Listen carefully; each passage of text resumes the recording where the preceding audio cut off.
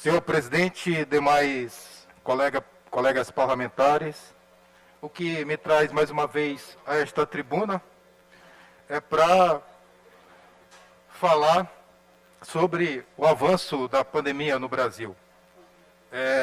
Ontem a Fiocruz divulgou um relatório onde constata que há um agravamento simultâneo da pandemia no Brasil, com uma intensa e descontrolada contaminação pelo Covid-19 em todo o território nacional. E a consequência disso é que hoje, a nível de Brasil, temos 20 estados com leitos de UTI com ocupação acima de 80%. Desses 20 estados, 10 estão com ocupação acima de 90%. E diante das variantes do Covid, e no caso aqui do Maranhão, já se constatou a variante P1, que é 10 vezes mais contagiosa do que a variante anterior ao vírus original. Isso traz para nós uma necessidade muito maior de redobrarmos os cuidados, não só com o uso de máscara, com um maior distanciamento social, mas como também tomando medidas necessárias e urgentes para que a gente possa conter o avanço do vírus no nosso país e aqui no estado do Maranhão. E a consequência disso são os números que temos com relação ao Covid nesses últimos dias, nesses últimos meses. O Brasil já tem mais de 10 milhões e meio de contaminados pelo Covid-19. Mais de 250 mil mortes. 250 mil mortes no Brasil, que significa 10% das mortes que existem no mundo todo. Vejam como os dados são alarmantes. E ontem foi registrado mais um recorde negativo na luta contra o Covid-19, que foi o registro de 1.726 óbitos em 24 horas. Isso nos leva a uma preocupação muito maior. E nós precisamos, esta casa, debater esse tema e tomar providências para que a gente possa também apoiar as autoridades, tanto no âmbito municipal, como também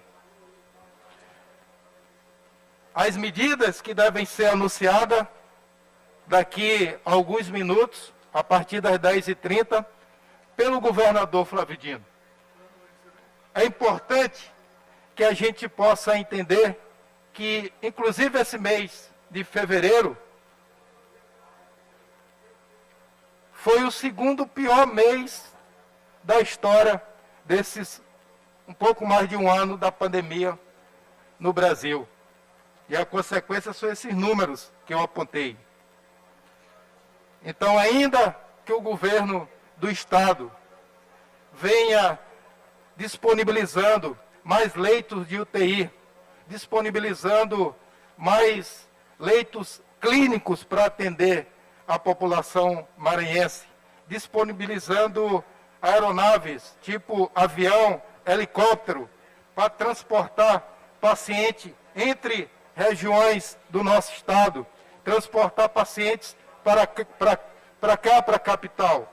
É importante medidas restritivas, e eu digo ao senhor governador que tem todo o nosso apoio para tomar as medidas, ainda que sejam medidas tomadas com segurança, com cautela, dialogando com os poderes, como assim o fez anteontem, com a presença do presidente desta Casa, do Tribunal de Justiça, do Ministério Público, Defensoria Pública, dos prefeitos aqui da ilha. É importante, senhor presidente, que medidas mais restritivas sejam tomadas. Lógico que é importante manter esse diálogo, sobretudo com a classe empresarial também do nosso Estado, para que se tenha a compreensão conjunta que precisamos tomar medidas urgentes e necessárias contra o avanço do coronavírus. E eu finalizo o meu pronunciamento dizendo que, além dessas medidas mais restritivas, a medida mais importante é a vacinação.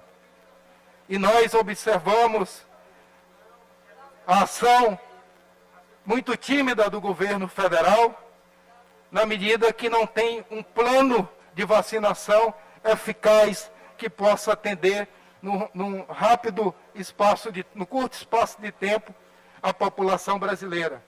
O Plano Nacional de Vacinação, ele tem caminhado de forma muito lenta. Atualmente, pouco mais de 3% da população brasileira já foi vacinada. E nesse ritmo, nós vamos passar mais de um ano, entrar o ano de 2022 sem nem sequer vacinar a metade da população. E faço esse registro para dizer que, além das medidas restritivas, é importante, e aí tem o respaldo de uma decisão do Supremo, que inclusive foi provocada pelo governador do Estado, no sentido de que o governo do Estado ele possa adquirir diretamente as vacinas, dando oportunidade, inclusive, dos municípios adquirirem vacina. E, para isso, os municípios podem se articular via os consórcios públicos, consórcio intermunicipal que existe.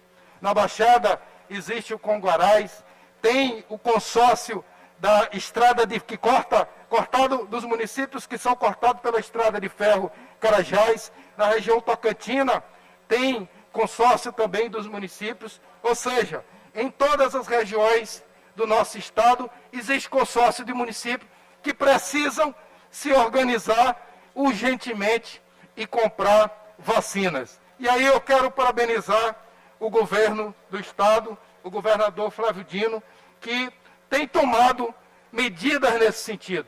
Inclusive, já tem disponibilizado 50 milhões de reais para adquirir diretamente vacina.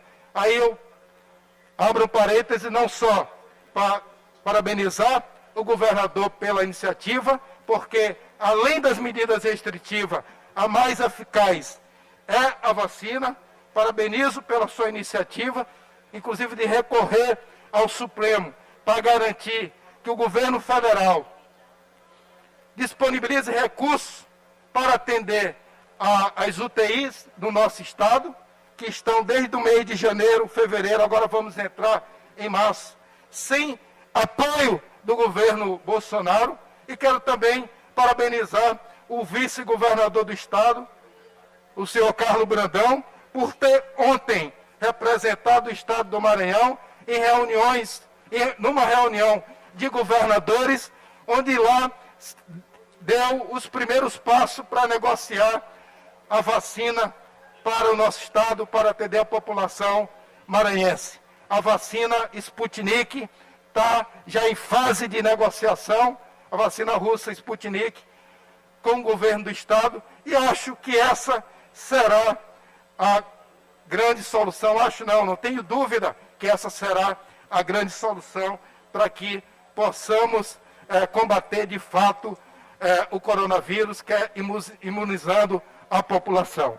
E faço um apelo, para finalizar o meu pronunciamento, ao governo do estado, que daqui a poucos minutos irá apresentar as medidas restritivas, que não deixe de estabelecer também como medida restritiva a suspensão das aulas na rede pública estadual. Eu vou além, e por isso estou falando aqui das vacinas. Fiz indicação ao governo do Estado que tomasse imediatas providências nesse sentido, por isso trago esse tema a esta tribuna, porque não só da importância de se garantir a suspensão das aulas nesses próximos dias, mas garantir a vacinação dos trabalhadores da educação, todos aqueles trabalhadores que estão no estabelecimento de ensino, principalmente os professores, para só assim podemos garantir o retorno à aula de forma segura. E o governo está fazendo a sua parte nesse aspecto. Comprou 200 mil chips para garantir a aula via o sistema remoto. Então, a estrutura que temos hoje, educacional no Estado, comporta aulas remotas e acho que só devemos retornar à aula depois que os profissionais da educação sejam vacinados. Essas são as minhas palavras, senhor presidente.